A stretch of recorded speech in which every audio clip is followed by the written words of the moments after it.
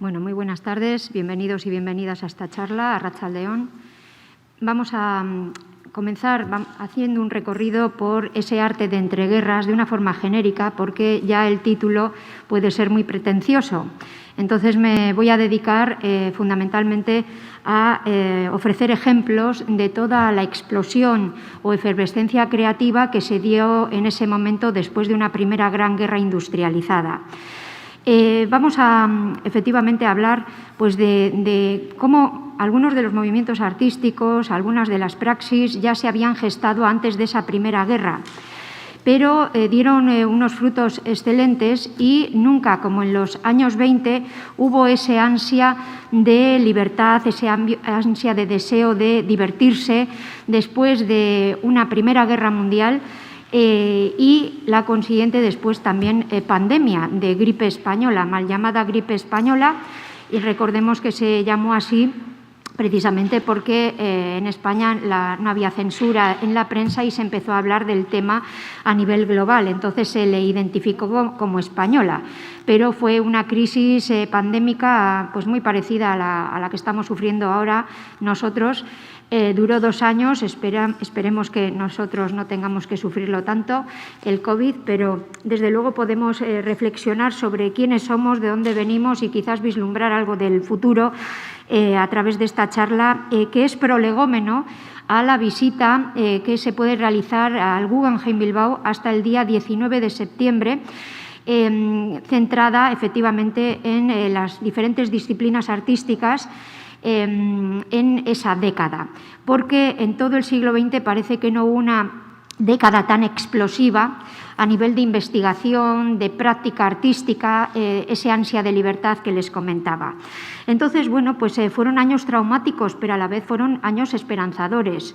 Y después de aquel caos y de la destrucción causados por la guerra y por esa pandemia, pues en esta Europa nuestra pues hubo esa necesidad de alguna forma de crear un orden nuevo y regenerador, un orden que volvió a la belleza clásica, pero por otro lado también nos introdujo dentro de bueno, pues la investigación con respecto a, bueno, pues a diferentes disciplinas. Hay que pensar que la sociedad en estos momentos, en los años 20, es una sociedad que se está transformando y está creciendo a marchas forzadas.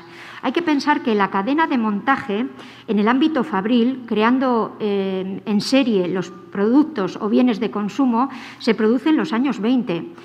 Esto hace que al introducir ese aspecto, digamos, en cadena, ese trabajo en cadena que llamamos Fordismo, estableciendo diferentes fases en la repetición y en la serialización de ese trabajo, pues que bueno, el proletario, el trabajador, ya no solamente es trabajador, sino que también al tener menos horas de trabajo, porque lo suplen las máquinas, pues también es un gran consumidor.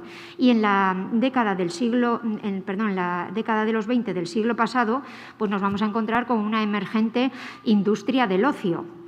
Y bueno, también hay que hablar de la radio, el medio de comunicación, ¿verdad?, que hace que efectivamente las noticias vuelen, pues va a ser la radio.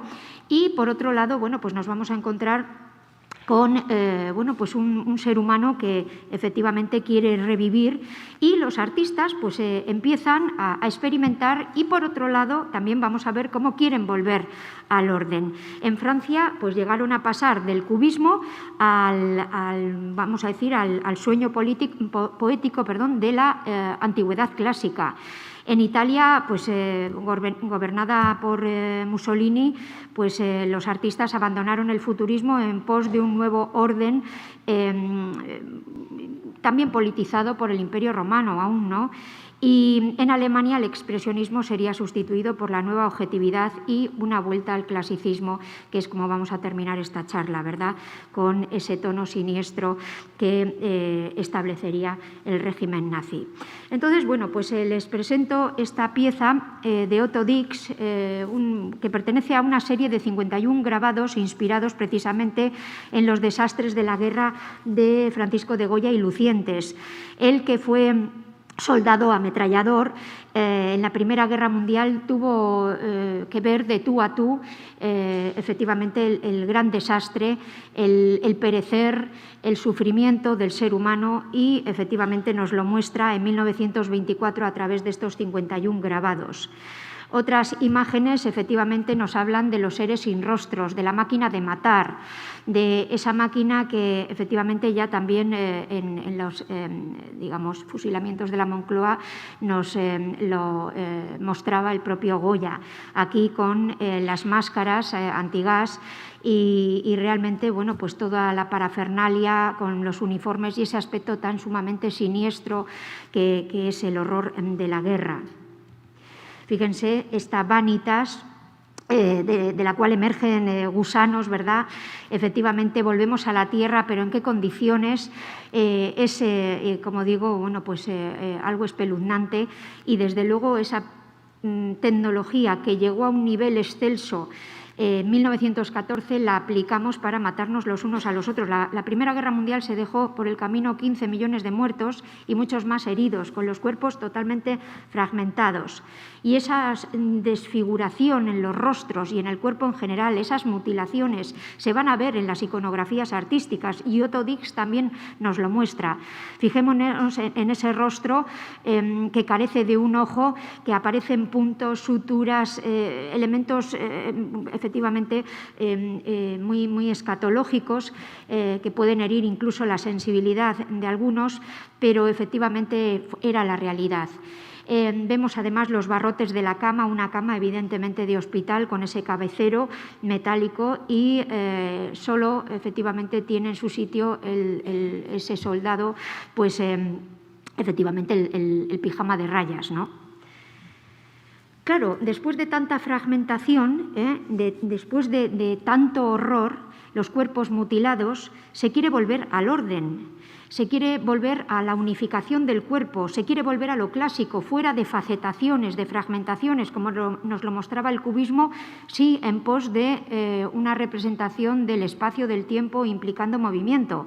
Pero ahora se quiere volver a lo clásico, y se vuelve a lo clásico de belleza, de elegancia, de armonía, de equilibrio. Aquí les muestro esta obra de Aristide Maillol, de 1925, es una figura alegórica, un bronce, que se titula Île-de-France. Île-de-France, esa localidad cerca de París, rica, ¿verdad?, bueno, y que en realidad aquí Maillol se centra en un sentido alegórico, representando pues una zona en Francia.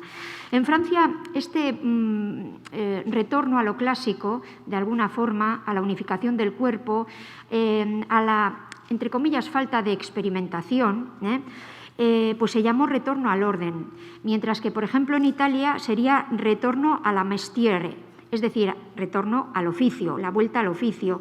Y en Alemania, luego les muestro ejemplos, se llamaría la nueva objetividad. Pero volvamos efectivamente a ese carácter grotesco, a esa caricatura, a esa exacerbación representacional tan expresiva de Otto Dix, porque Otto Dix no quería dulcificar ni crear florituras, sino que quería mostrar la realidad tal cual él la había sentido. Y para eso no se priva de ningún detalle. Aquí tenemos, por ejemplo, esa vida de esa prostituta ya mayor, ¿verdad?, con esos, bueno, ese rostro y ese cuerpo efectivamente en decadencia.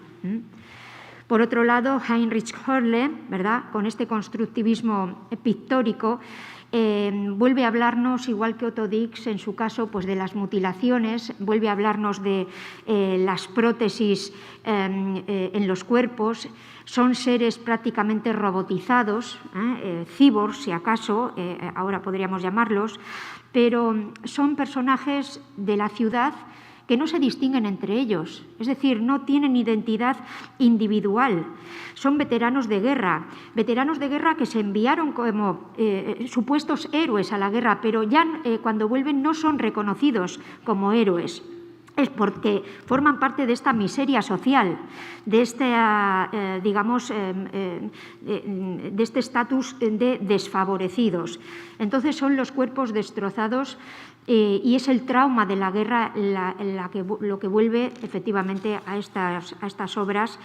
Y fijémonos, porque es en los años 20 cuando empiezan a realizarse, igual que en la otra obra que hemos visto suturas, hemos visto los puntos en la cabeza, el cerramiento del ojo, etcétera. Es el momento en el que avanza a marchas forzadas el reconfigurar las partes corporales y fundamentalmente el rostro, es decir, la cirugía plástica. Y entonces es cuando esa mujer empoderada que cuando el hombre estaba en el frente en la Primera Guerra Mundial, ella tuvo que trabajar y se hizo moderna y es autosuficiente y es independiente y se autodefine en la sociedad como tal, sin la necesidad de tener un hombre al lado, pues efectivamente es cuando aprovecha y se somete fundamentalmente las mujeres pues a esa cirugía plástica pues para mejorar algunos elementos de su rostro o de su cuerpo y conseguir pues esa figura idealizada que tiene en mente, de esa manera. Como diría Lucien Lelong, el diseñador de moda, pues es que en estos tiempos, en los años 20, y eso que esta obra es todavía de principios de los años 30, ya vemos que el trauma sigue ahí, en la mente. La mujer en los años 20 es capaz de ser arquitecta de su propio cuerpo con los tratamientos reductores, con el ejercicio físico al aire libre, etcétera, etcétera, y de alguna manera pues es cuando atiende pues a una estética que luego veremos en algunas iconografías, como por ejemplo de Christian Schacht, ¿no? Pero bueno, ya vemos esa cirugía de reconstrucción, esa cirugía plástica, esas prótesis en los cuerpos, esa alienación del ser humano, es, digamos, producto de esa guerra. Y bueno, pues efectivamente uno de nuestros artistas más magníficos que siempre se dejó seducir por el cubismo sería Fernand Léger. Y Fernand Léger, efectivamente en 1924, pues nos presenta Le Ballet Mécanique, es decir, el ballet mecánico, una suerte de film que sería el inicio, se constituiría como el inicio del cine experimental. Él, atraído por el trajín, vamos a decir, de las ciudades, por la sociedad moderna, por las cadenas de montaje, por el movimiento del ser humano, ¿verdad?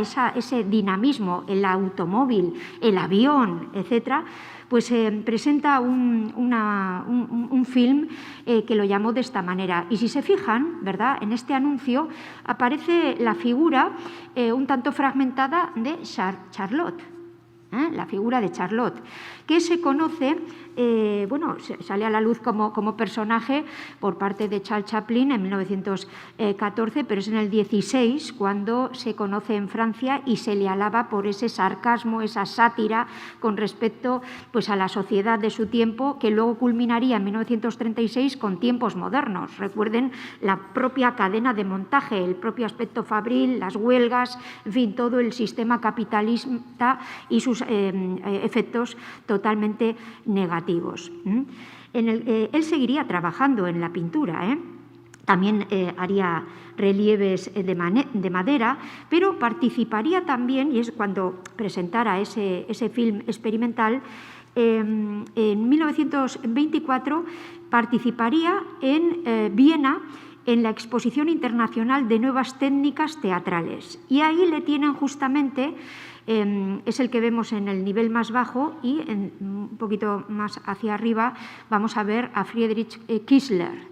Kiesler, arquitecto, gran comunicador, director de teatro, escenógrafo, incluso marchante de arte, un gran diseñador, que sería el que efectivamente, y me van a permitir mostrarles esta imagen, el que en 1942 diseñara y creara lo que es toda la escenografía y el montaje del museo que abriría en 1942 llamado Art of the Century, Peggy Guggenheim en Nueva York. Recuerden ustedes que además Peggy Guggenheim, aprovechando la coyuntura de la Segunda Guerra Mundial, pues propuso comprar una obra de arte al día. Entonces, fíjense, Kiesler fue el encargado pues, de realizar digamos, todo el espacio con esos muebles, fíjense, extraordinariamente modernos en sus formas y cómo se ubican en el espacio, consiguiendo que funcionen como objetos escultóricos más que como objetos meramente funcionales. ¿De acuerdo? Bueno, pues efectivamente, aquí en 1927 el mismo Leger, del que estamos hablando, pues utiliza formas aerodinámicas derivadas de la imaginería mecánica de la fecha de la Primera Guerra Mundial.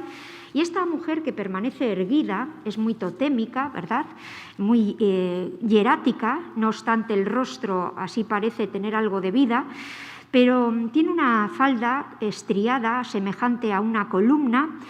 Y fíjense cómo adolece todavía Leger de esa influencia del cubismo, porque mismamente el pecho que se asoma es una semiesfera, es decir, son formas geométricas aún. Claro, el brillante pelo, que parece que se ondula, efectivamente está enmarcando ese rostro. Y ese pelo es casi como una lámina de metal. Él se quedaba fascinado durante la Primera Guerra Mundial de cómo salían aquellas máquinas, aquellos cilindros que no eran más que piezas de los cañones recién salidos de fábrica, que con aquel acero reluciente se quedaba fascinado no solo por la geometría, sino por el material industrial en sí mismo.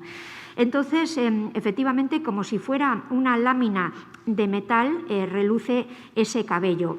Y sostiene un jarrón, está sosteniendo un jarrón, pero es un jarrón que pareciera pues, una chimenea fabril, ¿no? Y bueno, los colores que utiliza pues son ciertamente primarios, son más el blanco y el negro. Es una paleta deudora del artista holandés Piet Mondrian y de su neoplasticismo y del estilo de Stijl. Recuerden que efectivamente salió a la luz también esta revista de Stijl, el estilo, en la segunda década en Holanda del siglo XX. Y bueno, aunque se trate de vamos a decir, un cuadro moderno, ¿verdad? Estamos en 1927, pero incorpora los ideales clásicos de claridad, de amor por la forma, de armonía. Hay una conexión directa todavía entre lo moderno y lo antiguo. Al igual que amigos suyos, de los cuales les voy a mostrar algunos ejemplos, como de Amedeo Zenfant, que por cierto fue profesor de nuestra Menchugal, y también hablaremos de Le Corbusier. Es decir, él, igual que ellos, pues, pensaba que había que retornar a la estética clásica porque, de alguna forma, suponía un renacimiento de la armonía social después de la guerra, pero siendo hombre de su tiempo y ofreciéndonos pues, la, vamos a decir, modernidad de este momento, ¿no?, de los años 20. Claro, él está prosiguiendo en este cromatismo que vemos en esta esencia reduccionista del mismo Piet Mondrian al que he aludido hace un momento. Esta obra es de 1921, composición con rojo, amarillo y azul, y efectivamente alude a la estética neoplástica y es la fuerza que guía sus opciones estéticas, es en gran medida espiritual en Mondrian. Mondrian quiere metaforizar el orden, vamos a decir, del mundo a través de la matemática, a través de la teosofía, es decir, uniendo ciencia y metafísica. Y es un artista que pretende destilar el mundo real hasta su pura esencia y representar, como en este caso, pues las tensiones del universo. Por eso es que él articula todo el espacio del plano del cuadro a través de una cuadrícula que va creando espacios geométricos que dan lugar a cuadrados, rectángulos, etcétera, y lo rellena de los colores puros más el blanco y el negro. Estas formas, estas tensiones del universo son, digamos, las metáforas que nos viene a representar. Quería poner en unión el arte, la materia y el espíritu. Entonces quiere revelar esa experiencia de lo que es pues la armonía universal. Esto es muy interesante porque Piet Mondrian siempre es un artista atractivo, un artista que se ha revisitado continuamente, incluso en el ámbito de la moda, con Yves Saint Laurent en los años 90 o Sylvie Fleury, que es una de las artistas actuales, ¿no? Pues efectivamente, Le Corbusier nos habla de este purismo, junto con Amédée Cézanne, que desarrolló este nuevo movimiento, el purismo. Claro, a Le Corbusier yo creo que le reconocemos más como arquitecto o como diseñador, pero es que también fue un grandísimo pintor siempre. Y usó las formas, la normativa geométrica, como podemos observar, para conseguir claridad, armonía y, desde luego, jugar con la forma. Es un bodegón, sin más, una naturaleza muerta, pero fijémonos cómo la sintetiza en función de esa geometría tan clara, tan armoniosa, e incluso pues aplica todo esto y lo sabe sacar de las cosas corrientes, haciendo de lo ordinario algo extraordinario, como podemos observar en esta pieza. Aquí, el ángulo recto, la forma más orgánica, todo bien ordenado, justaponiendo y superponiendo planos, es decir, puede solaparlas o no. Va trabajando con un cromatismo más bien apagado, pero hay cálidos y fríos a la vez. Equilibra todo.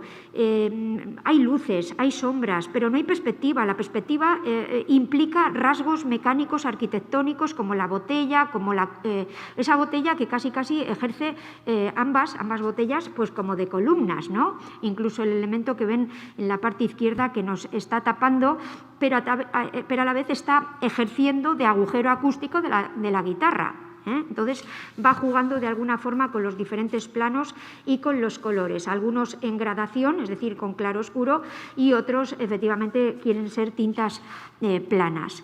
Entonces, efectivamente Le Corbusier en 1925 presentó el Pabellón del Espíritu Nuevo en la Exposición Internacional de Artes Decorativas e Industrias Modernas, un evento que daría origen a la denominación Art Deco.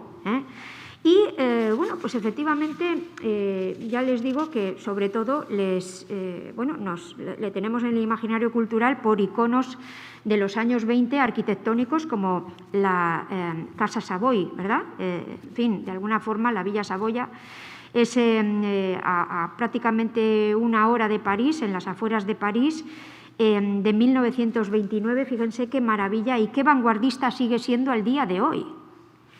Estamos hablando además de la disposición estructural liberando a los muros de carga, con lo cual podemos distribuir el interior como queramos. Solamente se asienta sobre una estructura de pilotis y se eleva de tal manera que la parte inferior no interrumpe en su totalidad el paso por el paisaje y además puede servir de garaje para el automóvil. Claro, estamos mecanizados, ya estamos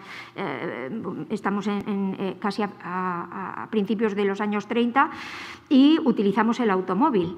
Entonces, efectivamente, la cubierta es plana, da lugar a una azotea donde puede haber un jardín, incluso una piscina si me apuran, y volvemos a hablar de los pilotis de tal manera que los muros, al no ser de carga y quedarse liberados solamente, fíjense, sosteniéndose aquí de esta manera, pues podemos crear una ventana corrida haciendo que el espacio exterior se introduzca en el interior, visualmente hablando. O sea, efectivamente, una maravilla hablando de geometría, de limpieza de formas, de claridad, de armonía, todo lo que él estaba, digamos, trabajando dentro de ese purismo más pictórico. Claro, la Bauhaus, que siempre sale en estas charlas, ¿verdad? Cuando hemos hablado de Vasily Kandinsky, cuando hemos hablado en otras ocasiones de otros temas, es que efectivamente, fundada en 1919 por el arquitecto y diseñador Walter Gropius, aparte de otras especialidades que tenía, este fue su primer director, se la llevó de Weimar a Dessau, ¿verdad?, en 1925, y este es el edificio de la Bauhaus. Tuvo, recuerden, 3 directores, Walter Gropius, Hans Meyer, y finalmente tomó el testigo Mies van der Rohe, también un magnífico profesor, arquitecto, diseñador. El que entraba a aprender a la Bauhaus en los años 20 era ser moderno. De alguna manera era la vanguardia, digamos, salían de ahí con una formación, habiendo realizado creaciones, tanto profesores como en colaboración con los alumnos y los alumnos en sí mismos, de una manera muy vanguardista, que han trascendido en la historia y siguen estando vigentes esos diseños. Entonces, fijémonos, porque la Bauhaus, inaugurada en 1919, tiene una andadura que tiene que finalizar en 1933 por la eliminación de las subvenciones gubernamentales y por la presión de los nazis, evidentemente. Entonces, recordemos que en 1937 pues los nazis, además, todo lo que se consideraran arte degenerado pues era perseguido, los autores eran incluso torturados e incluso tratados de bolcheviques y asesinados. Entonces, bueno, pues de la Bauhaus salieron grandísimos nombres. Aquí tienen esta portada de la revista que se editaba, esta es de 1928. La primera imagen es la de Vasily Kandinsky. También Lionel Feininger, Paul Klee a la derecha, Hans Meyer, el segundo empezando por arriba, Oskar Schlemmer, escenógrafo, coreógrafo y desde luego un magnífico artista aquí abajo, etc. Entonces, bueno, observamos que que el mismo Kandinsky, que fue llamado por Walter Gropius a partir de su amistad con Paul Klee, que recala en 1922 en ella, bueno, pues es profesor de pintura mural, de dibujo técnico, de psicología de la forma, etcétera, etcétera, y que bueno, pues siguió haciendo sus tratados, escribiendo, dando clases, siendo un gran docente y sobre todo, bueno, pues seguía con su obra pictórica. Esta obra ya es de los años 30, entonces él ya ha salido de la Bauhaus no se quedaron en paro, ¿no?, estos profesores, porque se cierra la escuela y efectivamente, bueno, pues él sigue con ese universo trascendental y espiritual, teniendo en cuenta el arte como motor de cambio social, para llevar al hombre otra vez, al ser humano en general, a esa redención espiritual por la degradación, efectivamente, que había sufrido por el capitalismo y por la bueno, exacerbada condición, ¿no?, en los tiempos modernos del ser humano.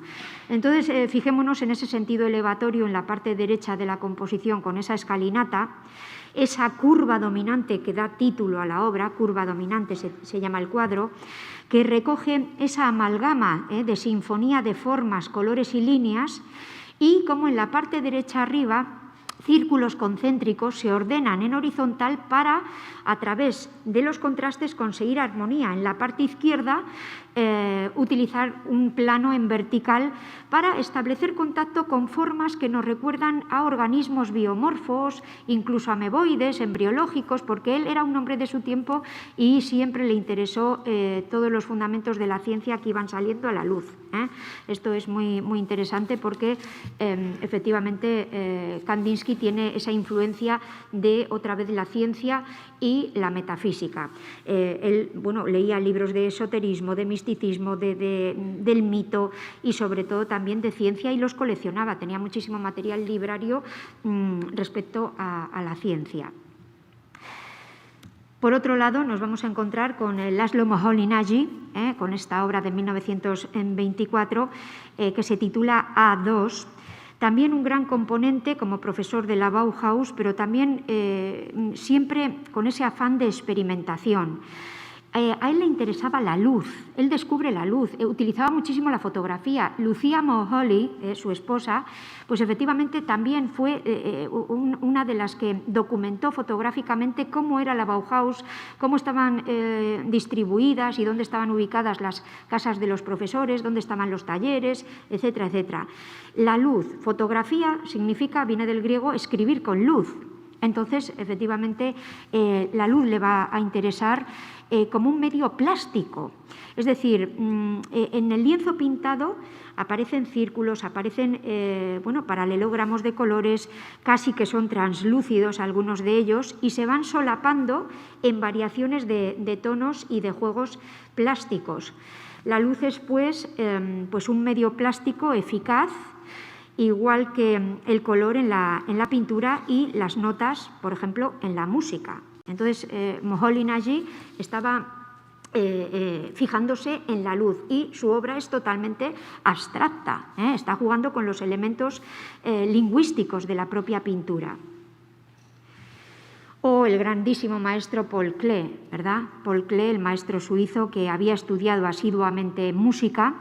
Kandinsky también, recuerden que tocaba desde pequeño el violonchelo, que tocaba también el piano, que era además un hombre sinestésico. Se dice que Klee también era sinestésico, es decir, Kandinsky, por ejemplo, veía los sonidos y escuchaba los colores.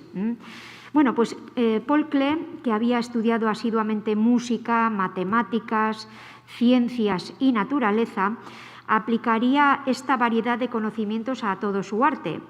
Y la obra que tienen en imagen, que se llama Nueva Armonía, que es de 1936, pues muestra este interés desde siempre por el color.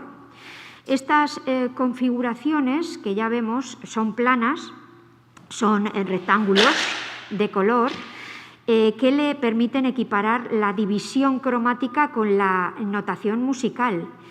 Y se dice que se trate del principio de simetría invertida bilateral.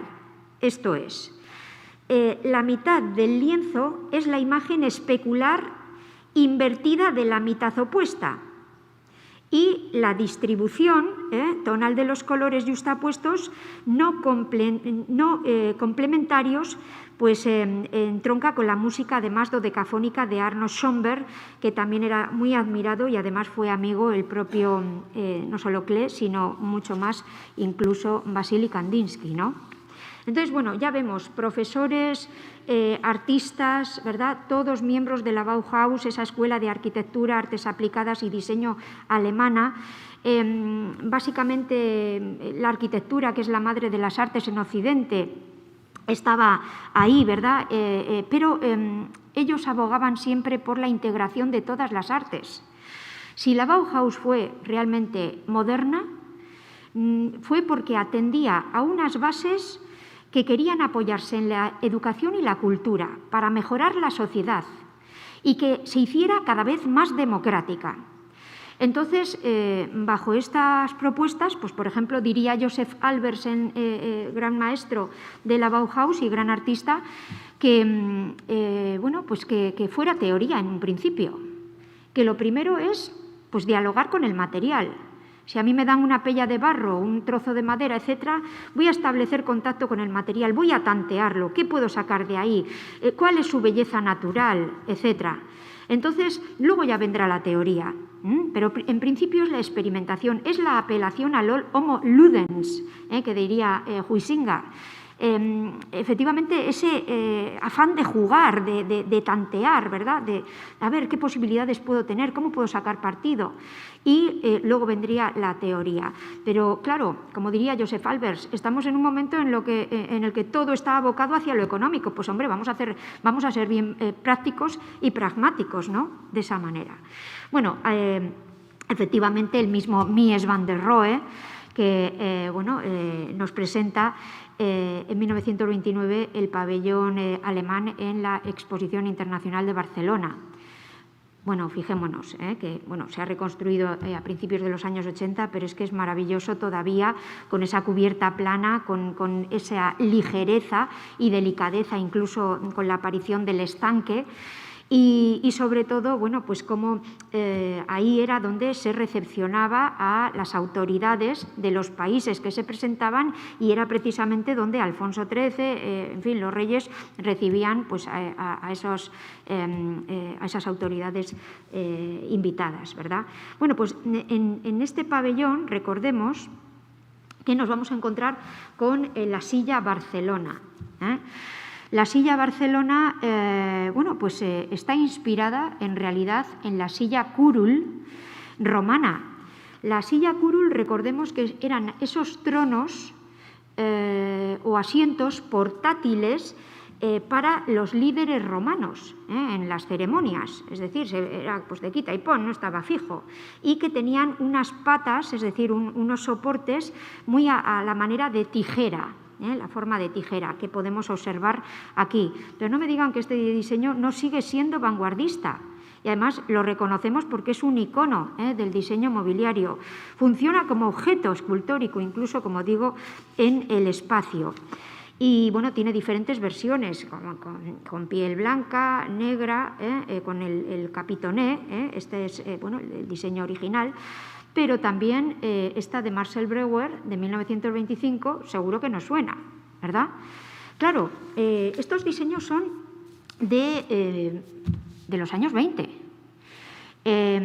Hablamos de que, claro, si la industria me permite trabajar en serie, y eso sí, no quiere decir que coincida el año del diseño, por parte del autor, con el año de fabricación o de producción en serie. No tiene por qué coincidir. Entonces, sí que aquí se adecúa a lo que es el material industrial, es decir, los tubos de acero niquelado o cromado o lacado en otras ocasiones, en otros diseños, como se doblan y se dibujan como líneas en el espacio, más luego unos pocos planos de tejido que luego ha derivado en piel, por ejemplo, pues efectivamente ya tenemos pues un diseño que es ergonómico, que es estético, que tiene una esencia mínima, porque el menos es más, ¿verdad? Como diría Mies van der Rohe, y efectivamente en este caso, como en tantos otros, pues sigue siendo muy moderno. Aún todavía esta silla de Jerry Rietveld es de 1919.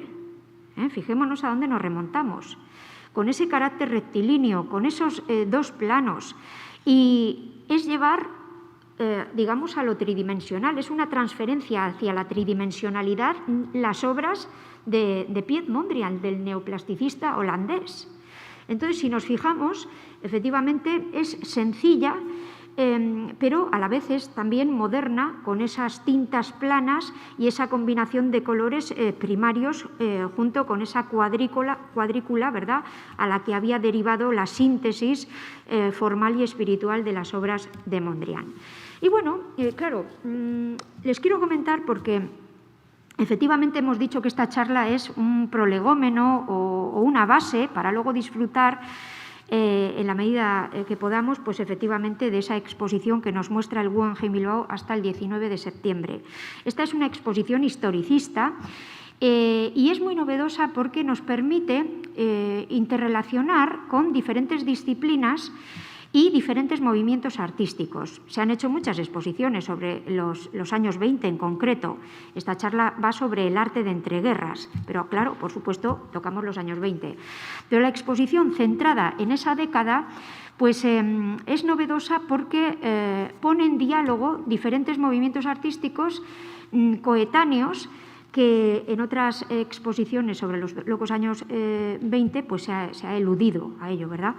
Entonces, efectivamente, el dadaísmo, que nace básicamente en 1916 de la mano de Hugo Ball, de Tristan Tzara, en el Cabaret Voltaire de Zúrich, pues efectivamente este antiarte, este arte que con cariz anarquista iba en contra de todo el gusto aceptadamente burgués, bueno, pues los cabarets y los lugares nocturnos de este tipo eran muy importantes en la época. Allí se juntaba la intelectualidad y de allí salían propuestas, manifiestos, etc.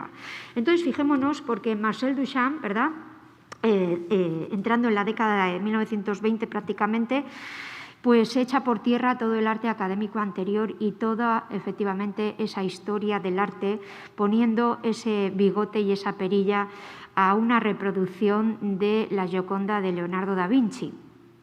Entonces, fíjense, efectivamente, cómo esta insolencia, esta irreverencia, pues es una forma de protesta de lo que es la carga histórica que llevamos consigo.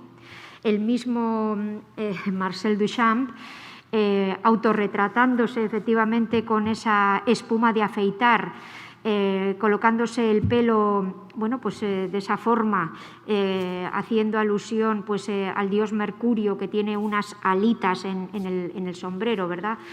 Y que es el dios del comercio, pues efectivamente hace una mofa, una sátira al sistema mercantil capitalista y quiere desmontar con estas acciones que él emite pues todo el sistema de los casinos y el juego en Mónaco, en Monte Carlo. Bueno, entonces, fíjense cómo, claro, aquí estamos hablando ya de arte conceptual.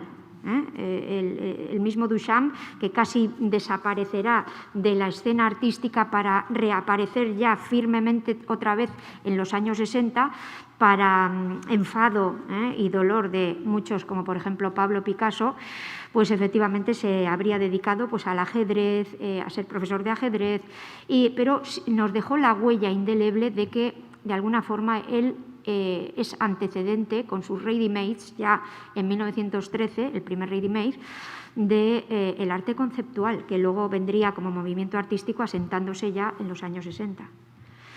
Y claro, en 1912, ante la exposición de la aviación en París, pues fueron juntos Constantin Brancusi, Fernand Léger y el mismo Duchamp. Duchamp, que era un hombre así, pues un tanto cerrado, dice Léger, pues, o da a entender, iba mirando los motores de los diferentes aparatos sin decir nada hasta que le espeta a Brancusi: la pintura está acabada.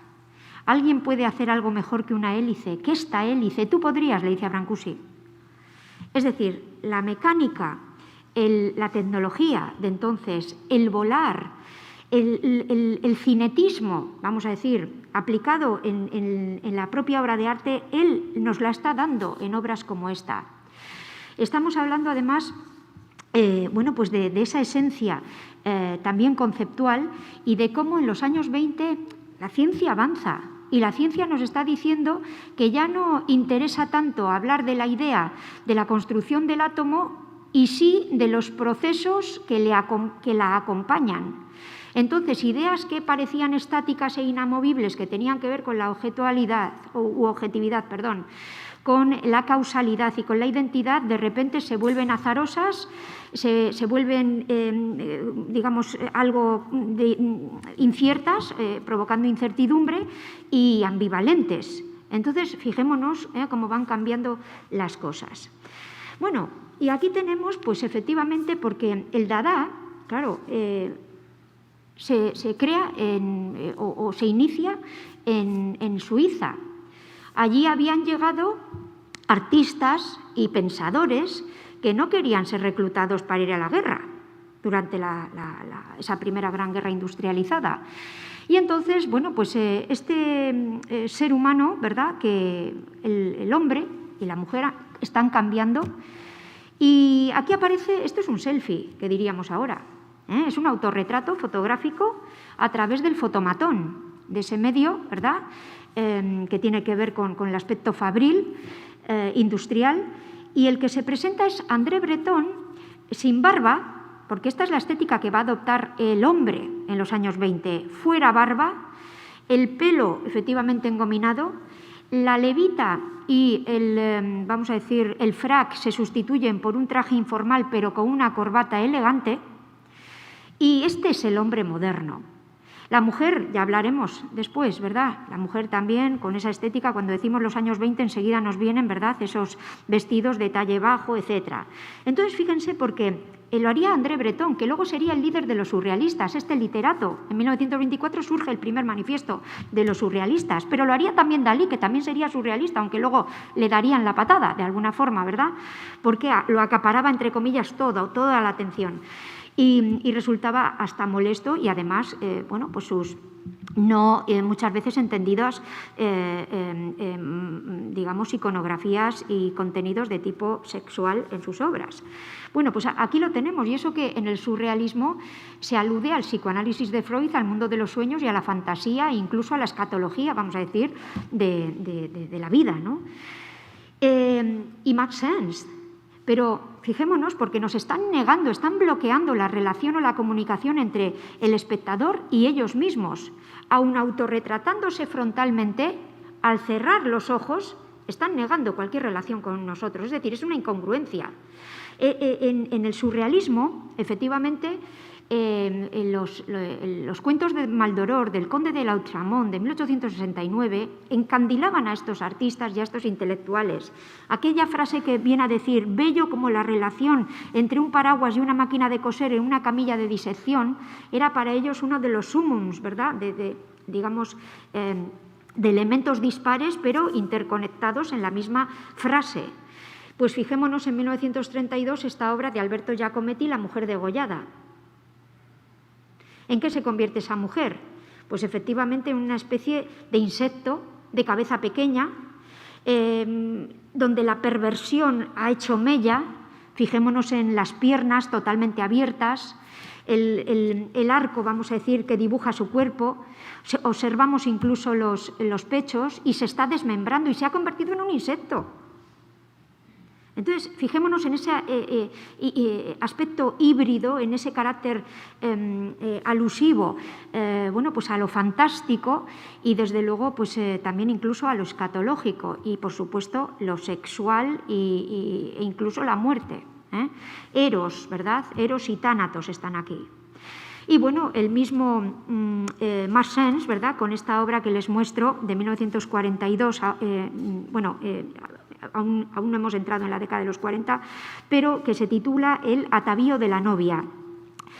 Es el de Max Ernst, en obras como esta, pues un surrealismo ilusionista, es un surrealismo que se vale del fenómeno del extrañamiento, del Unheimlich, de lo siniestro, igual que en la obra también estaba el Unheimlich, que decía Freud, lo siniestro, que nos perturba la mente, de los que observamos.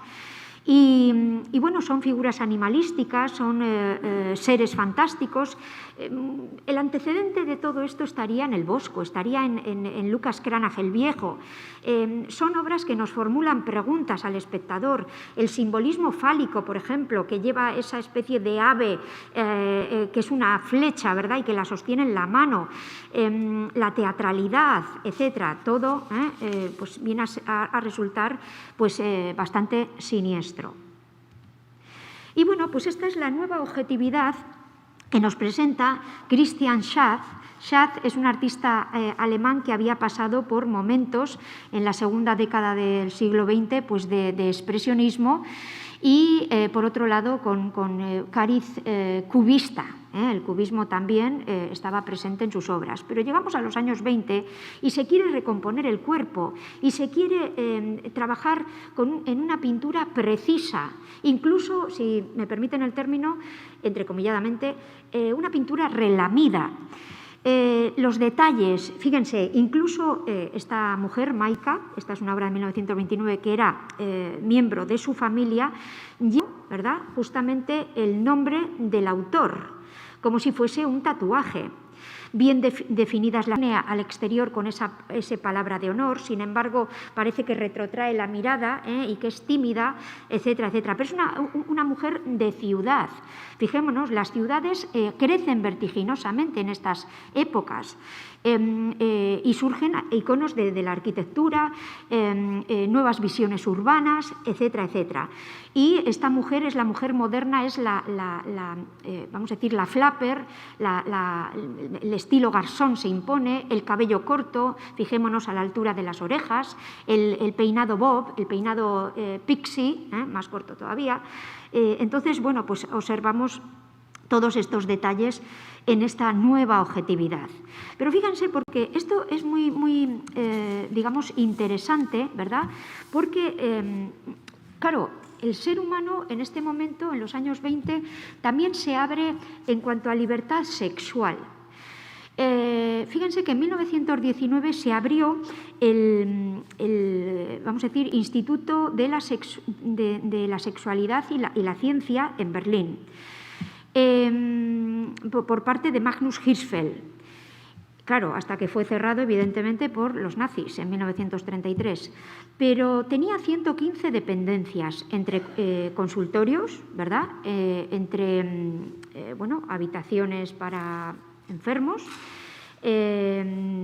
quirófanos, laboratorio, y que tenía incluso una biblioteca con unos 10.000 volúmenes de material librario, y tenían también un pequeño museo con objetos que tenían que ver, pues, con la sexualidad. Había desde consoladores normales hasta alguno incluso eléctrico, y un triciclo a pedales, o sea, no les digo más.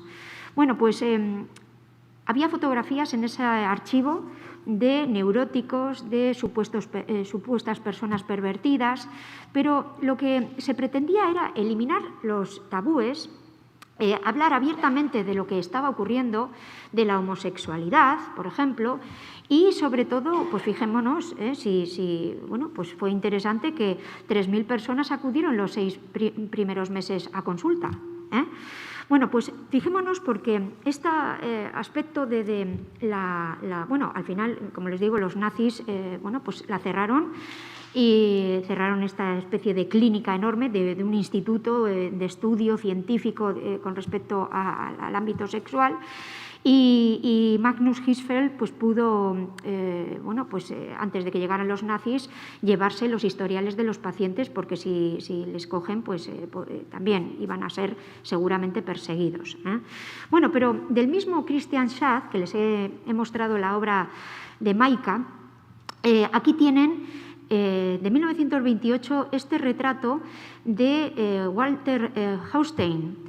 Este afamado dermatólogo en Alemania en la época de los años 20, que, no solo era médico, sino también era un hombre, era un intelectual que pujaba por, vamos a decir, la autodefinición de la mujer, su independencia también sexual, y también era un dandy, organizaba fiestas, soirées, y además se codeaba con la crème de la crème de políticos, en fin, artistas, etc. Y aquí Christian Schad le retrata como si tuviese delante una mesa y nosotros fuéramos a hacerle una consulta, como médico que es. Lleva un forceps, es decir, un instrumento de exploración vaginal, ¿no?